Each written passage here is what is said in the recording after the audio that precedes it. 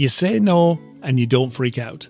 The message comes in, the favour is asked, the invite lands, but this time you feel clear. You take a breath, you answer honestly, and you move on with your day. You're still a decent human being and you still care about the people in your life, but you also trust yourself enough to protect your time, your energy, and your peace. And over time, that starts to stack up because you keep your evenings free that you wanted to keep to yourself. You walk away from plans that drain you, or you show up to the things that matter with more presence, more ease, and far less resentment. And you become the kind of man who can say yes when he means it, but also say no when he needs to. The one that's done with over-explaining just to keep everybody else comfortable. And this is the shift that we're going to work on today. From reflex yes to a grounded, honest no.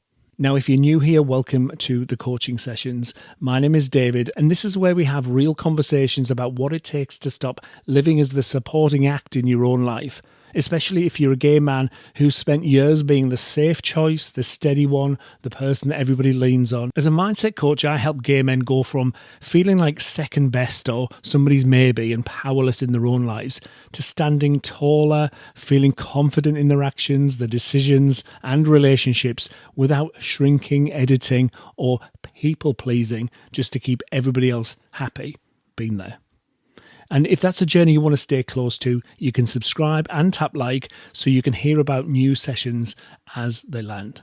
And in this episode, I'm going to share with you a simple way to move from that automatic yes to a calmer, more intentional no. And by the end, you'll have something that you can use the very next time a request drops into your world. All right, let's zoom in on a 10-minute window.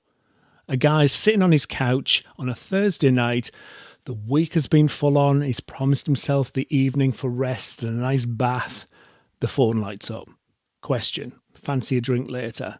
Now, as appealing as that sounds, in the space of a few seconds, three things happen. His body reacts first, a heavy feeling in his stomach, that sense of, but I wanted tonight for myself. Then his mind races next. Oh man, they'll think I'm awkward, or it'll just be easier if I go. I can rest another time. Again, been there, done that. And his thumb moves to type, yeah, sure, see you in 15 minutes or whatever. And from the outside, it looks like a casual yes, certainly from his friend's perspective, but inside, something else lands. Oh, I did it again. I pushed my own needs to the side. And many of the men that I work with have their own version of that 10-minute window. I know I do. It's a different message, a different person, but the same pattern. Now, if a scene like that rings a bell, you are in the right place, my friend. We're going to work with that exact moment and change what happens inside of it. Here's what I want you to know first. That automatic yes is trying to help you, believe it or not. It's often protecting something that matters a lot. Your wish to feel safe, accepted, and connected. And for many gay men, that reflex yes grew out of years of reading the room, smoothing things over, and making sure that everybody else felt comfortable. Now, it helped you stay included, it helped you avoid conflict, and it helped you feel useful. But this is not about blaming that part of you. It's about updating the pattern so it serves the life that you want now. And to do that, we're going to use 4 simple, small steps inside that moment between the message landing and your answer going out. Now, the first shift sits in the smallest action. A pause, a breathe. The next time a request comes in, you can give yourself a gap before you answer. And that gap can sound something like, let me check and get back to you, or I want to think about that. Or, quite simply, don't feel the need to even reply straight away. You just put the phone down, take a moment before you type, take a walk, have a breather, whatever you need. Now, from the outside, it looks fairly ordinary, but inside, something important is happening. You move from reacting to choosing. And in that short space, you can actually notice how you are, how you feel. Instead of feeling rushed to keep everybody else happy, you might notice that you feel tired, stretched, or just not in the right headspace. And you don't need to say anything clever here. The win is the pause itself. It tells your system, I hear you, I'm willing to include you in this decision. Sometimes after that pause, the answer that comes to you, if you pay attention to your gut, is no.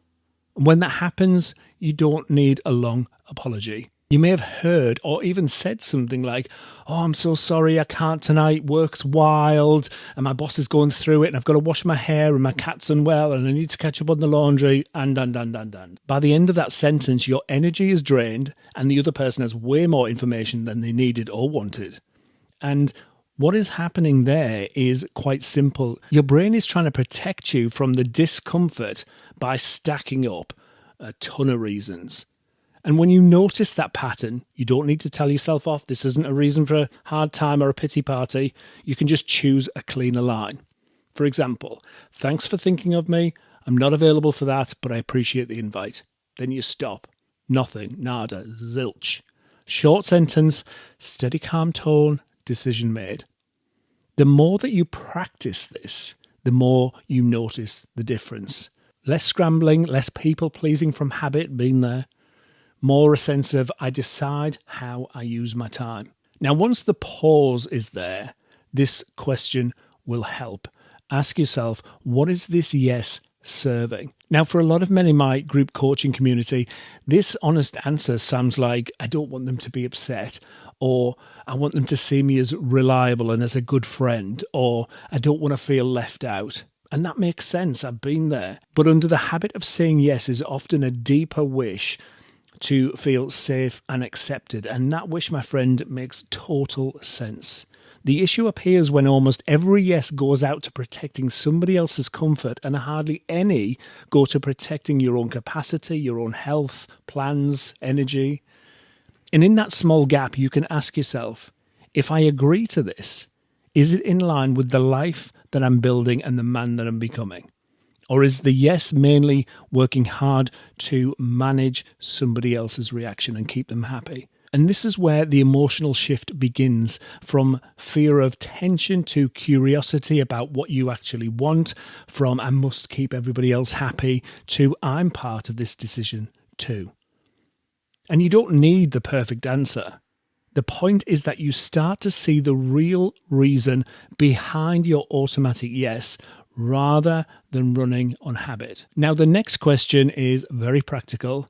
If I agree to this, what receives less from me? Now, bring it out of your head and into your day. Will this use the evening that you needed to recover? Will it eat into sleep and make tomorrow heavier? Will it pull energy away from a relationship or a project that you care about? Every commitment has a gain and has a cost. And many of the men that I've helped could have listed the gain for others in seconds and rarely considered the cost for themselves. So here's where you name it. Here's the sentence. By saying yes here, I give less of myself to fill in the blank. Maybe it's rest. Maybe it's a class that you promised yourself that you would attend. Maybe it's time with a partner or friends. Maybe it's quiet time that keeps your mind clear and you have a nice bath and a glass of wine. The internal shift here is simple and powerful because you move from seeing yourself as the last priority to including yourself in the decision with the same respect that you give everybody else. The final piece is a question of identity. How would the man that I'm growing into handle this? And you can model that behavior when you know how that man would handle it. And this is the man who keeps his word with himself, who protects his time and his energy, who shows up to his life with more presence and less resentment. Picture him clearly. What does he look like? How does he sound? And when his phone lights up with an invite that he has no space for, he's still kind, he always stays honest, but he can respond in a way that could often sound like, thanks for thinking of me, but I'm keeping that evening free. Or, appreciate the invite, but I'm going to pass this time. Or, I can't help with this, hope it all goes well. Plain language, clear edge, steady tone. And each time you answer from that place, you strengthen that new identity. I'm a man who hears himself and I honour what I hear. And that, my friend, is the identity shift. From a helpful one From the person who bends in every direction to the man who can be generous without disappearing in his own life. Now, before we bring this coaching session to a close, let me give you a real world example of how that can play out. And it was something that happened to me recently. Somebody came to my door to sell me something, and it just felt like a doorstep version of a cold email. Now, I listened to what he had to say, but I replied briefly. I was respectful and polite, but I declined. But then he kept going again and again. So a few years ago, that would have sent me into a big long speech, a big long answer to try and soften the impact and keep everybody comfortable. But this time I said to him, can I just pause you for a sec? Because I've got a quick question for you. And once he nodded, I asked him, I said, a few moments ago, I shared my decision about not buying your product. I'm curious what you heard me say. And he replied, oh, well, you said no, but, and then he tried to go off onto it again. But I gently interrupted, brought it back to the centre, and I said, so we agree that I said no. I'm glad we're on the same page. My decision stays the same. Thank you for your time. And then I went back to my day. Now, the key part here is not some clever script.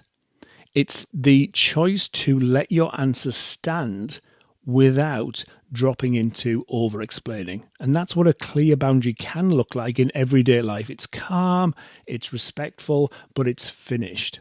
When you stack these small shifts, life begins to feel very different. Emotionally, you feel more settled after decisions. You spend less time replaying conversations and more time living the choice that you made. In your sense of self, you start to see yourself as somebody who values his time and his energy.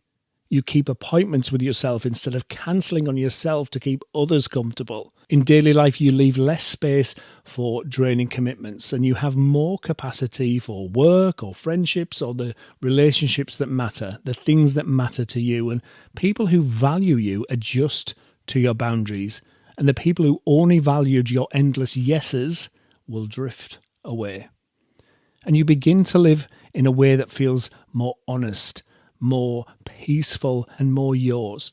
So let me leave you with this. This is your experiment. Sometime in the next week, a message will appear on your phone, or somebody will ask for a favor, or an invite will land into your day.